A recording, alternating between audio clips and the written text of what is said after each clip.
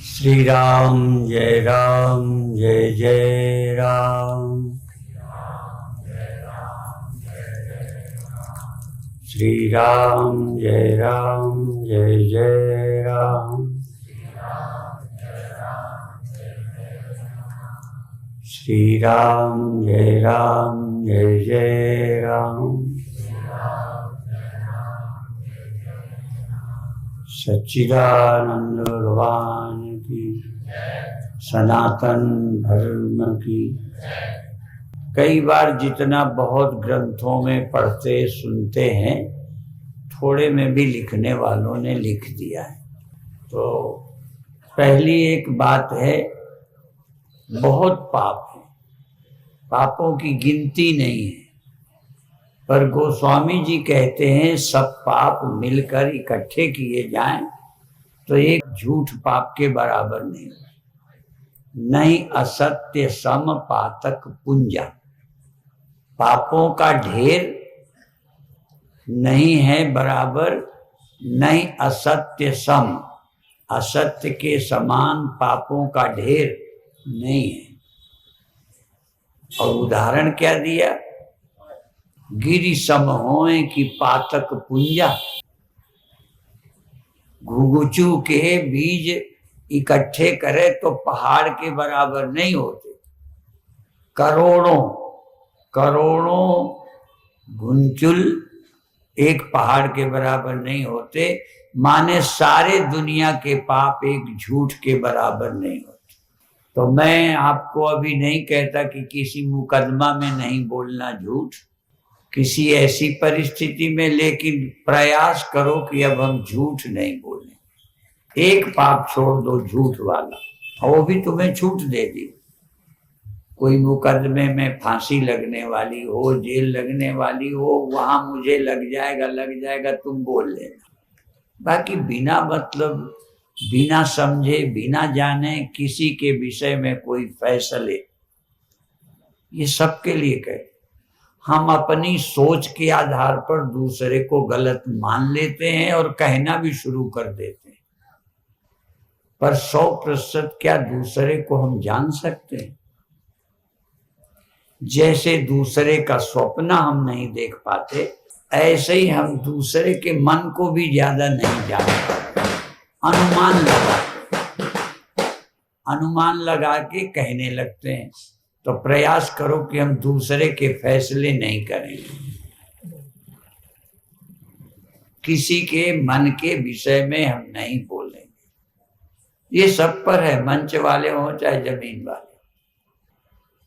पर हमें ऐसा लगता है जैसे 100% मैं ही सच बोलता हूँ, वो ऐसा है, वो ऐसा है, वो ऐसी है, वो वैसी है।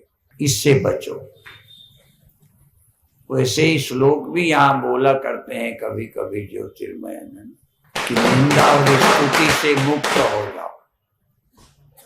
कितना कठिन काम, बहुत जरूरी हो। तुमको कोई ठग ले जाएगा, तुम्हारे को धोखा दे जाएगा, यदि वो आपके यहाँ आता है तो उसके विषय में जानकारी दे देना, ये आपके हित के लिए है। यहाँ निंदा प्रयोजन नहीं है। पर हम किसी की निंदा और स्तुति में समय न लगाएं। स्तुति तो हमें एक गुरु और परमात्मा की ही करनी चाहिए, वही है हमारे स्तुति के लायक। बाकी टाइम क्यों बर्बाद करें। तो ये एक उपदेश दिया, और कल भी कुछ कह गए थे, कुछ 1-2 मंत्र दे गए थे ना। चलो कुछ लोग नए होंगे, और मंत्र भूल जाना हमारी स्वाभाविक प्रकृति है। बहुत जरूरी बात को पहले लोग पढ़े नहीं थे, पत्र नहीं लिखते थे, तो कोई संदेशा देते थे तो कहते थे ये गांठ बांध। अब हम क्या कहते हैं, गांठ तो बांधने को कपड़े वाली नहीं कहते, पर ये जरूर अब भी कहते हैं कि ये हमारी बात गांठ बांध ले। गांठ बांध लेना माने उसको याद करते रहे। तो कल सुनाया था कि देह दृश्य है, देह मालूम पड़ता है, देह को देह मालूम नहीं पड़ता। वैसे ये एक पुस्तक है जिस पर हम कभी बोल भी चुके हैं, दृग दृश्य विवेक, छोटी सी पुस्तक है और बहुत पुस्तकें छोटी हैं पर बहुत बड़ा सार भरा है। और कई बार आम लोगों की इतनी बड़ी किताब, भागवत से बड़ी, एक आदमी से उठे ना, और सार कुछ भी नहीं। तो एक तो ये कि देह दृश्य है, ये मालूम पड़ता है, जिसको मालूम पड़ता है वो देह नहीं है, वो कोई और है, अभी उसका नाम नहीं बता। और देह, यदि देह को मालूम पड़ता तो मन जब सोया था तब देह पड़ा है ये मालूम पड़ता, क्योंकि देह तो था ही। देह को मालूम होता कि मैं लेटा हुआ हूं। देह को जरा भी अकल नहीं है, देह जड़ है, मैं चेतन हूं। देह दृश्य है, मैं दृष्टा हूं। देह पंच भौतिक है, मैं भौतिक नहीं हूं। मैं पंचभूतों से बना हुआ संघात, ये संघात शब्द भी गीता में है। इच्छा द्वेषा सुखम दुखम संघातश्चेतना धृति। यद्यपि वहां तो चेतना शब्द का भी भाव है प्रकृति, ये प्रकृति के विकार है। शरीर भी, इच्छा द्वेष सुख दुख, ये सब प्रकृति के विकार हैं। चेतना तक, चेतना आत्मा नहीं है। चेतना में परिवर्तन होता है, चेतना जागती है, चेतना सो जाती है। चेतना एक समान नहीं रहती, पर चेतन उसे कहते हैं जो एक समान रहता है। चेतन अविकारी है, अपरिणामी है। इसलिए चेतना और चेतन, चेतना ऐसे समझो जैसे सूर्य का प्रकाश और रिफ्लेक्शन। रिफ्लेक्शन हजारों हैं और रिफ्लेक्शन बदलते रहते हैं। सूर्य का प्रकाश अभी तक तो हमारी जिंदगी में ज्यों का त्यों है। यदि हम नहीं भी देख पाते तो पृथ्वी के घूम जाने के कारण सूर्य हमारे सामने नहीं है। हम सूर्य के प्रकाश में नहीं होते, पर सूर्य का प्रकाश दिन रात एक जैसा रहता है। किसी में, पृथ्वी में रहने वाले किसी देश में सूर्य एक समान रहता नहीं दिखता। चाहे जहां जो रहते हैं, चाहे रूस में, चाहे अमेरिका में, चाहे भारत में, कहीं रहते हो, एक समान सूर्य का प्रकाश लोगों को नहीं मालूम होता। यहाँ तक जो थोड़ा पढ़ा था, टुंडा ट्रैक, जहाँ उत्तरी ध्रुव दक्षिणी ध्रुव, वहां पर भी 6 महीने दिन रहता है, 6 महीने रात। सुना है हमने, गए नहीं अभी। तो 6 महीने जहां रात रहती है तब भी सूर्य ऐसे ही रहता है।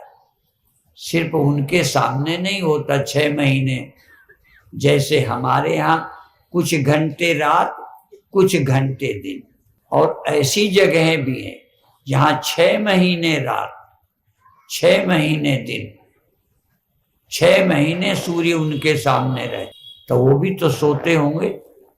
हमारे यहाँ शास्त्र कहेगा रात में सो, सुबह ब्रह्म मुहूर्त में उठो। टुंडा ट्रैगा वाले ब्रह्म मुहूर्त कब मनाएंगे?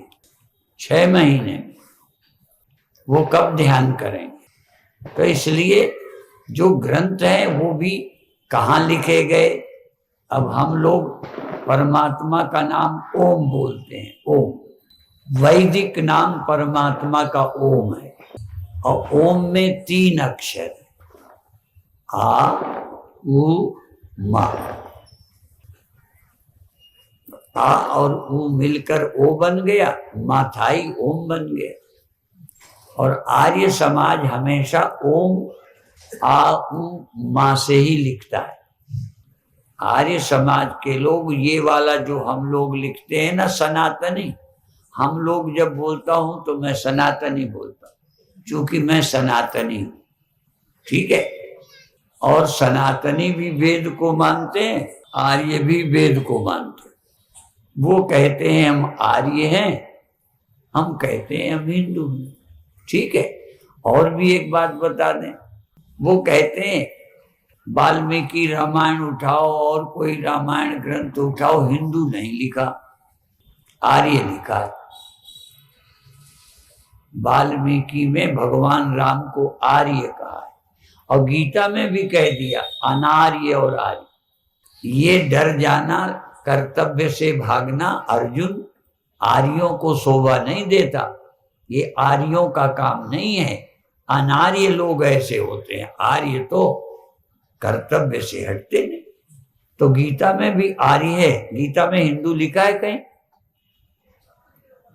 मैं इसलिए नहीं कहता कि तुम हिंदू अपने को मत कहना, पर ग्रंथों की बात है तो कहने में हमें कोई संकोच नहीं है। हम आर्य हैं, आर्य समाजी हो या ना हो, अब इसमें भी फर्क है। जैसे आर्य समाजी और आर्य, आर्य हम सब हैं, हम भी आर्य हैं, ठीक है, पर हम आर्य समाजी नहीं हैं। आर्य समाज का एक संगठन बन गया, तो जो उसके हो गए वो आर्य समाजी हो गए। इसी तरह हम सब सनातनी भी हैं, आर्य भी सनातनी है, पर जिनका अलग संगठन है वो सनातन धर्म है। इसलिए सनातन धर्म सभा एक संगठन है, और सनातन धर्म मंदिर भी है, और सनातन धर्मियों के स्कूल कॉलेज भी है। आर्यों के भी कॉलेज हैं और सनातनियों के भी कॉलेज, ऐसे सब बहुत बन जाता है। मैं तो सिर्फ इसलिए कि सुनने में थोड़ा दिमाग को खुला रखो। अब ऐसे ही शिवोहम हम मानते हैं, शिवोहम का उपदेश तुम्हें हम करते हैं, पर हम लोगों के मंडल को लोग ये शिवोहम वाले, जैसे आर्य समाजी ऐसे ही कहने लगे ये शिवोहम वाले। शिवोहम वाले बनो या ना बनो, पर शिवोहम को समझो जरूर। मैं शिवोहम वाला तो नहीं बना, झूठ नहीं बोलता। कई लोग मेरे से चिढ़ते थे, तो शिवोहम विरोधी नहीं हूं। शिवोहम शिव तत्व के बोध पर मेरा जोर है, पर शिवोहम चिल्लाने के पक्ष में नहीं। ऐसे ही जो लोग बहुत ऊंची स्थिति में पहुंच गए वो आर्य, मूर्ति पूजा नहीं करते तो ना करें, पर हर आदमी अपने को आर्य समाजी मान के पूजा छोड़ दे तो गड़बड़। कई आर्य, क्योंकि आर्य का प्रारंभ महर्षि दयानंद जी से ज्यादा हुआ, और कहानी क्या है कि वो शिवरात्रि को पूजा करने गए थे। जैसे परिवार के जाते हैं तो बच्चे भी जाते हैं, तो माँ बाप समझे हो न समझे हो, महर्षि दयानंद को अकल आ गई। वो पूजा करने गए और शिव जी की प्रतिमा में, शिवलिंग में चूहा चढ़ गया। तो महर्षि दयानंद जी को प्रेरणा मिली कि ये भगवान कैसे हो सकता है। हम लोग भी मानते हैं पूजा के लिए प्रतिमा आवश्यक है, जाप भजन के लिए अच्छी है, हम भी कहेंगे फोटो रख के करो, पर भगवान को जानना तब भी बाकी है। और आज ही अभी मैं वहां से सुन रहा था जब स्वामी ज्योतिर्मयानंद बोल रहे थे, तद विज्ञानार्थम सगुरु में वा विगच्छेत समित पाणी श्रोत्रियम ब्रह्मनिष्ठम। पर सत्य को जानने के लिए, अकृत तत्व को जानने के लिए, अजन्मा अविनाशी तत्व के जानने के लिए गुरु के पास जाना चाहिए। उसके लिए मंदिर नहीं जाना, भजन के लिए जाओ, पूजा के लिए जाओ, ज्ञान के लिए गुरु के पास। तीर्थ जाओ, पर तीर्थ में ब्रह्म ज्ञान नहीं मिलेगा, उससे आपका अंतःकरण निर्मल होगा। ज्ञान तो किसी गुरु के पास मिलेगा। और किसी गुरु के मतलब सब गुरुओं के पास भी नहीं मिले, सबको पता ही नहीं। इसलिए कहाँ जाना चाहिए? श्रोत्रियम ब्रह्मनिष्ठ, जो अच्छी तरह शास्त्रों को सुना हो और समझा हो, अपरोक्षानुभूति हुई हो, उस गुरु के पास जाना चाहिए और श्रद्धा से जाना चाहिए। रास्ते बाबा ब्रह्म ज्ञान दे दो, श्रद्धा से बैठकर गुरु चरणों में इस ब्रह्म विद्या को सुनना और समझना चाहिए। तो आप लोगों का बड़ा भाग्य है, ये हर वर्ष यहाँ कर लेते। हम अपने आश्रमों में हर वर्ष सम्मेलन नहीं कर पाते, यहाँ हर वर्ष हो जाता है। और भी बता दें, सैकड़ों हजारों ऐसे लोग हैं जो हमारा प्रवचन सीडी या अन्य किसी माध्यमों से प्रतिदिन सुनते हैं और अपने घरों में कैसेट लगाकर सुनते हैं और 2-4 मित्रों को भी बुला के सुनाते हैं। और आश्रमों में कई जगह व्यवस्था नहीं है। तो हम किसी वेश के नाते ये नहीं कहते, पर सुनना चाहिए। या तो ध्यान करो रोज, ध्यान नहीं कर पाओ तो सीडी या पिन ड्राइव क्या बोलते हैं, हमें तो अकल भी नहीं है, उससे सुन लिया करो। सुनना भी एक बहुत बड़ा ध्यान है। जिनका मन कंट्रोल में नहीं होता, ध्यान में बैठोगे तो मन, वो प्रवचन सुनोगे तो उतनी देर तुम्हारा मन कंट्रोल में हो जाए। और दूसरा, ये मन के में कंट्रोल कंट्रोल कंट्रोल की बीमारी लिए फिरते हैं। ये कंट्रोल क्या है बताएं? कंट्रोल सदा नहीं करना पड़ता, सदा जरूरत ही नहीं। 24 घंटा ना तो क्रोध है, ना काम है, ना लोभ है, ना भय है। वो बीज रूप में पड़े हैं पर अनुभव में नहीं आते। हमेशा काम नहीं सताता, हमेशा क्रोध आतुर कामातुर नहीं हो, पर जब आतुर हो जाता है व्यक्ति तब नियंत्रण करना कठिन। इसलिए ऐसे तुम कहोगे मन बस में नहीं होता, मन को जिसने जीत लिया उसने दुनिया जीत ली, ऐसे तो हम सब जीते बैठे। पर कभी कभी देखना, सुनता ही नहीं। और कामातुराणाम भयम न लज्जा, काम का जब वेग होता है तो न भय रहे न शर्म रहे। भय और शर्म ताक में धर देता है। वही तो क्षण था कंट्रोल का। ऐसे तो सब हम नारद के बाप हैं। हाँ, शिव जी क्या, पर शिव जी तक के लिए है कि जब काम ने अपना प्रभाव दिखाया तो भगवान शिव जी की समाधि टूट गई। क्या हो गया? नारीमय देखन लगे जो ब्रह्ममय देखत रहे। औरों की बात छोड़ दो, जो ब्रह्म ही ब्रह्म देखते थे। ये मेरी लिखी चौपाई नहीं है।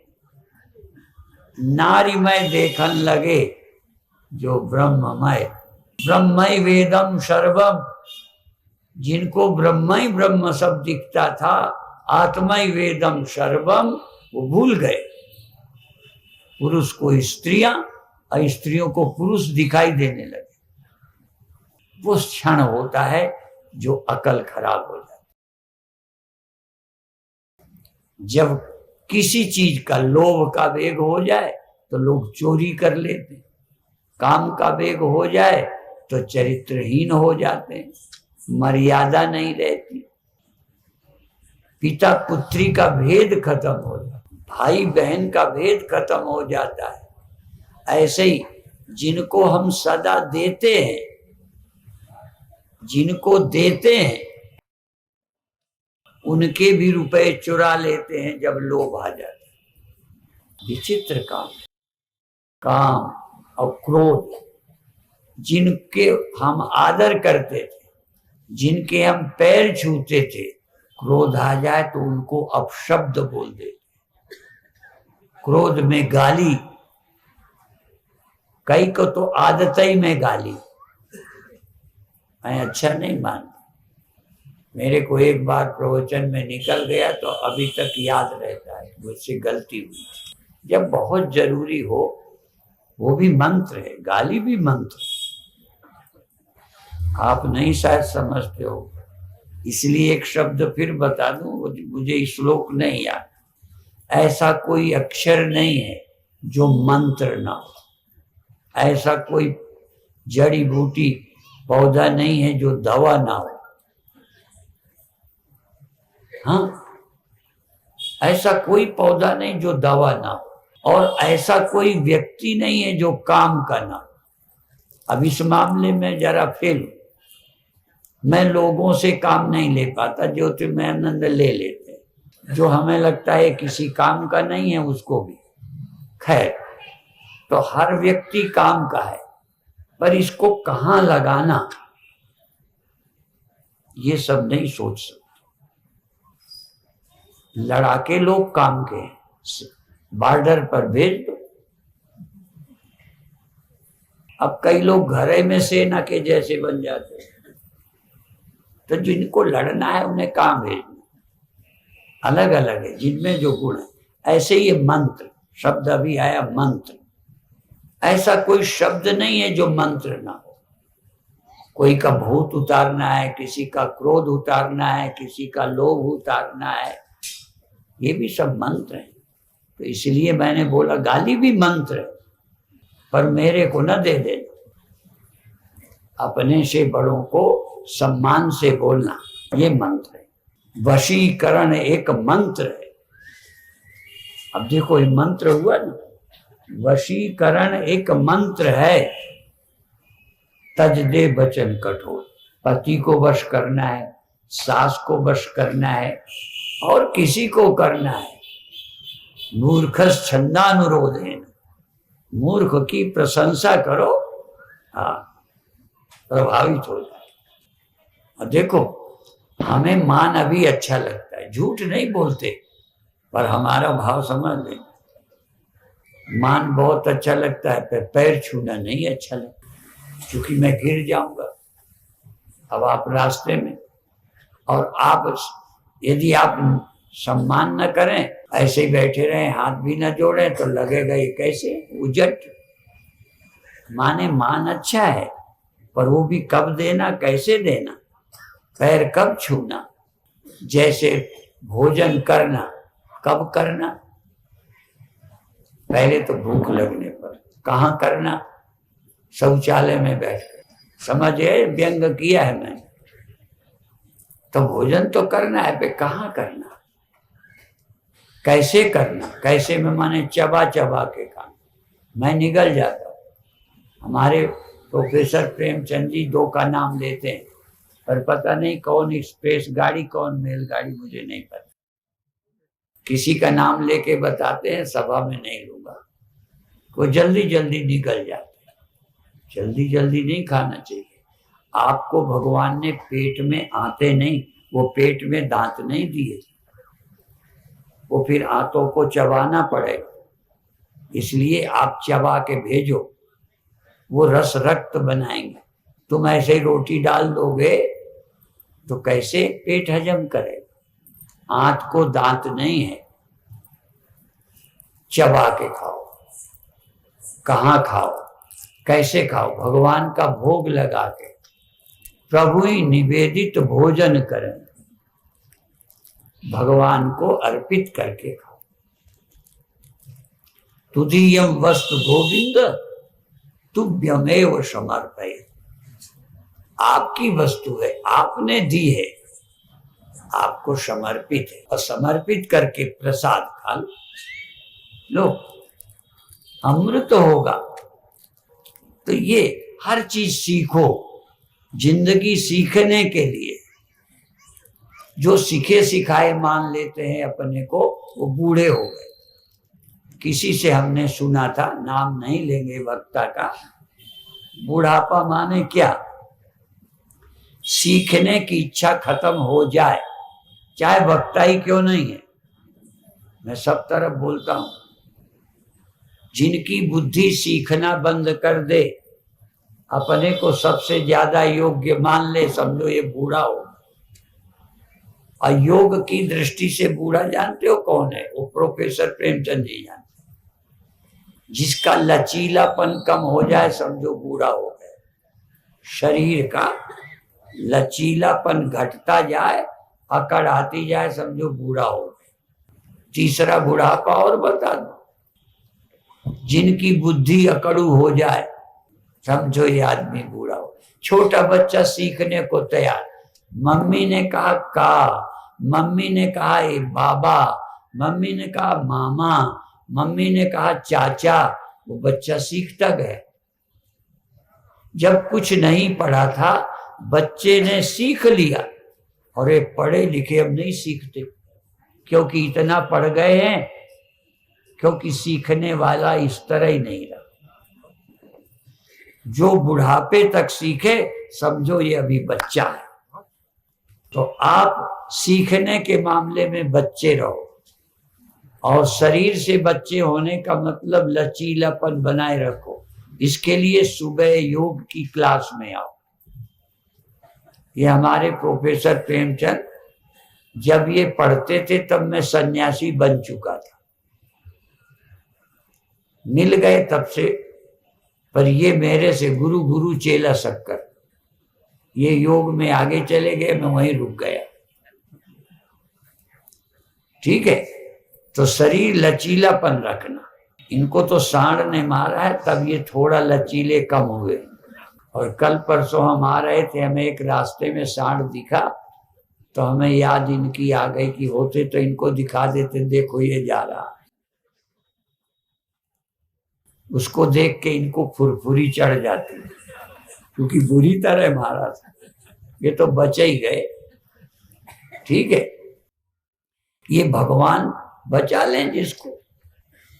तो ऐसे ही एक लड़के को देखो, हम जादूगरी भी बताते। हम कानपुर में तब रहते थे, एक परिवार, अब ज्यादा विस्तार नहीं, इतना ही काफी है। तो एक लड़के ने वो कोई बिजली का करंट लग गया, बहुत जल गया, और वो कितनी तकलीफ होती होगी करंट लगने। फिर उसको इलाज में 3 महीने लगे, ठीक हो गया। 9 वर्ष का था, तो 14 वर्ष हो गया तब से स्विच को ना तो ऑन किया ना ऑफ किया। 5 साल हो गए, स्विच को याद करते उसको झुंझुनी चलती थी, जैसे प्रेमचंद जी को सांड देख के। तो अब घर वाले परेशान कि स्वामी जी इसको क्या हो गया, ये तो स्विच ही नहीं छूटा, ऑन ऑफ नहीं करता। तो मैंने बताया, देखो जो विज्ञान नहीं करता वो कई बार मनोविज्ञान कर देता। विज्ञान की ताकत नहीं, लोग यूं यूं करके कहते थे छू ले ठीक कर दे, अब माँ ने यूं करके दिखाया, फिर भी कहते अब मैं सांड को खुजली कर दूं और फिर प्रेमचंद को कहूं अब चले जाओ, ये नहीं जाएंगे। एक बार का गहरा अनुभव। तो ऐसे ही माता पिता स्विच ऑन ऑफ करें और कह दे करो, नहीं करे, माने प्रत्यक्ष को प्रमाण नहीं। इसलिए हम कहते हैं श्रद्धा का क्या होता है। तो वो मैं बताता हूं क्या किया। मैंने कहा इसको कहना स्वामी जी को मंत्र आते हैं। घर वालों ने दिमाग में डाला स्वामी जी को मंत्र आते हैं, फिर बिजली पकड़ती नहीं, करंट लगता ही नहीं। अब दिमाग में रोक डाला, वो आके कहता है मंत्र जानते हो? मैंने कहा हाँ। कहने बता दो। मैंने कहा वो लिख के दिया जाए। तो कहता है लिख के दे दो। तो मैंने कहा वो भोजपत्र में लिखा जाए। अब भोजपत्र लाया, फिर हमने कहा वो अनार की कलम से लिखा जाता। अब अनार ले आया, कलम बनाए, फिर तब तक वो बुद्ध था। हमने कहा वो इतवार और मंगल को ही मंत्र लिखा जाता। इतना लंबा टाइम खींचकर उसका विश्वास पक्का। अब जब वो पक्का हो गया तो मंत्र लिखा, और पहले हमने अपने हाथ में लेकर, ये तो घर वाले कर देते थे, पर हमने मंत्र को हाथ में लेके यूं किया, स्विच ऑन ऑफ किया, फिर उसे दे दिया कि तुझे हाथ में पकड़ लेकर, अब वो चला गया, कर दिया। अब उसने स्विच ऑन ऑफ किया और लिए मंत्र, दौड़ता घर गया, माँ मैंने कर दिया, मैंने कर दिया, खुश हो गए। देखो मंत्र का प्रभाव। और जब 2 4 10 दिन महीने हो गए, मंत्र जेब में रखता था। हाँ जेब में रख, हमने कहा जेब में रखो, साथ रखोगे। फिर हमने कहा अब कोई बात नहीं, भय निकल गया। तो हमने कहा मंत्र को फेंक दो, मंत्र के भरोसे बिजली मत पकड़ना, क्योंकि गलत फहमी निकालने का मंत्र था वो।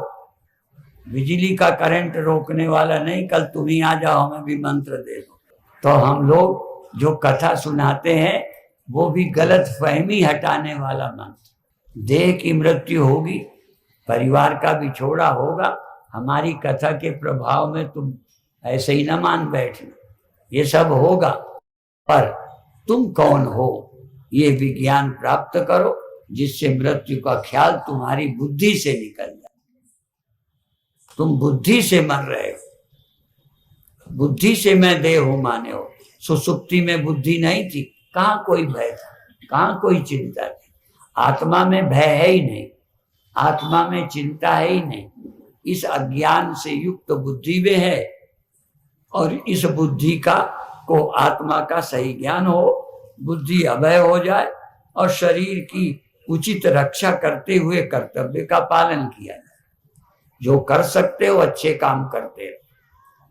हाँ, इसके लिए ब्रह्म ज्ञान नहीं है, इसके लिए व्यवहार सीखो। और ये भी ज्योतिर्मयानंद बोलते हैं, कुछ बातें तो इनकी सुन लेता हूं तो वो भी दोहे याद नहीं रहते। ये एक बात कहते हैं, जाने का हो जा कुशल व्यवहार में। यदि तू सुखी रहना चाहता है, निश्चिंत होना, या मरने के बाद भी जिंदा रहना चाहता है, ये दूसरा वाला जिंदा रहना है। हाँ, सत्संग कर, हरि भजन कर, शुभ कर्म कर संसार में, और मर कर अमर हो जाए, बन जा कुशल व्यवहार में। अब कुशल व्यवहार में बन जाए तो अमर हो जाए। इसलिए दूसरी बात, मर कर अमर यदि रहना है, मर कर नाम मेरा बना रहे रहना है, तो तुमको व्यवहार भी अच्छा करना चाहिए। और एक चुटकुला कह के समाप्त कर, वो सुनी सुनाई बात है, पंजाबी में बोलते हैं। वो एक ज्यादा सत्य बोलता था। कई बार मैं भी सत्य बोलता हूँ, जल्दी बोल देता हूँ। इस मामले में ज्योतिर्मय सावधान। ये सब एक हमारे और परिचित थे संपादक, अब उनका शरीर नहीं रहा। वो कहते थे सबसे सत्य बोलकर सत्य को की कीमत क्यों खराब कर ले। ये सत्य भी किससे बोलना। अब एक गाय जा रही है, गाय जा रही है, और कसाई पूछता है कि इधर गाय गई है क्या, तो बता दे तो पकड़ के मारेगा। तो वहां सत्य नहीं बोलना। अब झूठ ना बोले ये भी गड़बड़, तो उसके लिए चालाकी है। पूछा उसने कि गाय इधर गई है, कहते हैं भाई जिसने देखा है उसके पास जबान नहीं, और जबान ने देखा नहीं, आंखें ने देखा वो बोलती नहीं। आंखों ने देखा है, उनको जबान है नहीं, और जबान ने देखा नहीं, इसलिए कैसे बताएं। बस ऐसे निकल। तो ये कुशलता है कि कई जगह सच नहीं बोलना है, या कई जगह झूठ नहीं बोलना, तो कैसे बोलना, ये भी सीखना पड़ता है। और इसके लिए एक श्लोक बता के समाप्त कर। एक बार रीतम्बरा को वो नहीं बुलाते, वो फैसला करते हैं, जज बनता है वो, आपकी अदालत। तो आपकी जानते हो रीतम्बरा पहले बोलती थी ना, वो कड़वा कड़वा आंदोलन थे, है ना, तो कड़वा बोलती थी। तो वो भी अदालत में बुला ली गई। तो तब से हमें वो अदालत में गई, वो क्या बोली मैं नहीं जानता, और जज ने क्या फैसला दिया वो, क्योंकि वो जज जो बनता है अपना फैसला देता है, उसने ये दिया होगा कि इतना कड़वा ना बोलो, और क्या कहेगा। खैर, तो हमें भी एक याद आ गया, सत्यम ब्रूयात। तुम भी आज सब याद कर लेना, सत्यम ब्रूयात, सत्य बोलो। पर दूसरी शर्त है, सत्यम ब्रूयात प्रियम ब्रूयात, प्रिय बोलो। सत्य बोलो और प्रिय बोलो। और हमने एक नीति का श्लोक पढ़ा था, सत्यम मनोहारी च दुर्लभम वचः। सत्यम और मनोहारी, सत्य हो, मन को अच्छा लगे, ऐसे वचन दुर्लभ हैं। सत्य लोगों के मन को अच्छा नहीं लगता। किसी को भी हम बोल दें तो चेलों को अच्छा नहीं लगता। जिन्होंने घर बार छोड़ा, मेरा सच नहीं सुन पाते, तो मुझे भी ये नीति का श्लोक अपनाना पड़ता है। सत्यम ब्रूयात प्रियम ब्रूयात। सत्य बोलो, प्रिय बोलो। प्रियम च, अब प्रिय भी कैसा, कहें प्रिय भी ना बोलो। हमारे प्रेमचंद थोड़ा तीसरे नंबर के हैं, ये ज्यादा प्रिय बोलते। सत्यम ब्रूयात प्रियम ब्रूयात, न ब्रूयात सत्यम अप्रियम। प्रिय झूठ ना बोलो। ऐसे मत कहो तुम तो बहुत अच्छे आदमी हो, झूठ नहीं बोलो। जैसे आपको गाय बेचनी है, ठीक है, मान लो आपको गाय बेचनी है, तो जो अच्छाई है बता दो। तो झूठ क्या है, गाय दुधारू नहीं है और तुमने कहा बहुत दूध देती है, झूठ बोल दिया। तो ये कहो गाय बड़ी सीधी है, लात नहीं मारती है, कोई खुजाए खुजा लेने देती है, बिल्कुल सीख नहीं मारती। तो जो अच्छाई है बता दो, दूध का जिक्र ही मत करो। क्या जरूरत झूठ बोले, कुछ अच्छाई होंगी कि नहीं। आपकी घरवाली में कोई अच्छाई नहीं है ना, मैं जान के कह रहा हूं। तो किसी कोई आपके घर में पहुंच जाऊं तो पहले ही मंत्र शुरू कर दिया, ये ऐसी है, वो ऐसी है, फलानी है, तो कहेगी मैं बाद में निपटूंगा, जाने दोगे स्वामी। क्या जरूरत कि तुम उसकी बुराई हमें बता, उसमें कोई अच्छाई तो होगी, वो बताओ। कि स्वामी जी ये टाइम पे उठ जाती है, भला काम बड़े उससे करते हैं, करवा चौथ का अच्छा व्रत करते, कुछ तो करती होगी, चाहे दिखाने कोई करे तो वो तो कहो। अच्छाई ना बता के सीधा बुराई शुरू कर। इसलिए सत्यम ब्रूयात, सत्य बोलो, प्रिय बोलो, पर प्रियम च न अनृतम। प्रिय झूठ मत बोलो, प्रिय बोलो पर झूठ मत बोलो, सच बोलो। न ब्रूयात सत्यम अप्रियम, असत्य अप्रिय मत बोलो। कोशिश करो कि इसे हम प्रिय कैसे बना सकते हैं। इसके लिए हम अपना घिसा पीटा उदाहरण देते हैं। हमारे एक मित्र संत थे, उनके विषय में कोई पागल आदमी हरिद्वार में चिल्ला के बोला, संत का नाम लेके, फलाने जी मर गए, फलाने जी मर गए, चिल्लाए। तो मैं सुन के एकदम चौंक गया। एकदम मन आया कि जाके फोन में पूछूं कि स्वामी जी मर गए। अब देखो, अपने मन में उत्तर आ गया, पर तुरंत नहीं दिया उत्तर, धैर्य चाहिए। उत्तर देने को बहुत धीरज चाहिए, और धीरज की तो बड़ी प्रशंसा है। ब्रह्म ज्ञान के लिए भी कहा, कश्चित धीरा प्रत्यगात्मान में, धीर पुरुष ही आत्मा को प्राप्त कर सकते हैं। अनुभव हो, घबराओ मत, होने दो अनुभव, पर धैर्य से निर्णय करो ये क्या है। तो मन में आया कि मैं पूछूं स्वामी जी मर गए। अभी कोई और नहीं आया मुझे समझाने, मेरे ही मन में आया कि ये पूछना ठीक नहीं है। धैर्य रखा। फिर दूसरा हमने मजबून बना लिया कि पूछेंगे स्वामी जी बीमार हैं क्या। अब ये दूसरा नंबर का प्रश्न था जो मैं फोन में पूछने वाला था। फोन के पास पहुंचने के पहले ये उत्तर भी, ये प्रश्न, ये कहना भी ठीक नहीं लगा, फिर बदला। ये नहीं कहूंगा कि बीमार हैं क्या, मैं पूछूंगा आज स्वामी जी कहाँ हैं, दर्शन करना हो तो कहाँ मिलेंगे। तो मर गए, बीमार हैं, ये वो बताएगा, हम क्यों बोले। ठीक है, तो सत्य वो बोलेगा। हम अपने आप कहेंगे कनौआ, कोई कहना है, हम क्यों कहें कनौआ। हम पूछेंगे क्या तकलीफ है आंख में, तो आप ही बताएगा कि ऐसा हो गया था, फूट गई थी। ठीक है, हमको सच बोलने में बहुत सावधानी चाहिए। यद्यपि झूठ भी नहीं बोलना है, क्योंकि प्रशंसा भी सच्ची करो। कोई तो अच्छाई होगी पत्नी में, कोई तो अच्छाई होगी पति में। हम जब जाएं तो पति की वो अच्छी वाली बात कहो, स्वामी जी बहुत ईमानदार हैं, दुकान बड़े उससे करते हैं, रोज टाइम से जाते हैं और मुझे सत्संग में मना नहीं करते हैं। इतनी अच्छाई बता दी, तब धीरे से कह दो कि आप इनको ये भी कहो सत्संग में भी आया करें। और तुम स्वामी जी इनको समझाओ ये सत्संग में नहीं आते, या आते ही कह दिया महाराज इनकी ये पीते हैं, इनकी मना करो।